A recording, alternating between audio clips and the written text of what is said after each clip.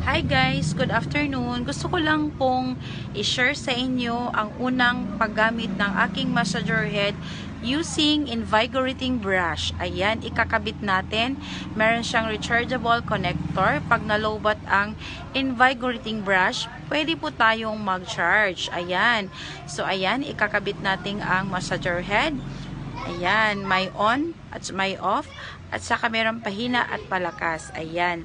So, partneran natin ng Clinical Solutions Ferrolic Niacinamide Brightener Serum. Ayan, i-drops po natin sa ating skin. Tansyahin lang natin kasi masasayang pag sobrang dami. Ayan, using the ring finger and the middle finger, i-massage natin siya para ma-spread natin sa ating muka. Ayan, gagamitan na natin ng massager.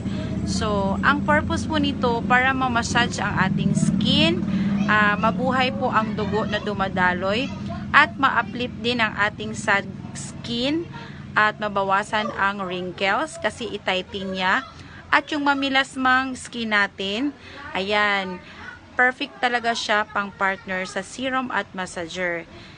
Gamitan na natin ang ring finger at middle finger at pang final natin sa pag-massage. Ayan po ang massager. Thank you for watching guys!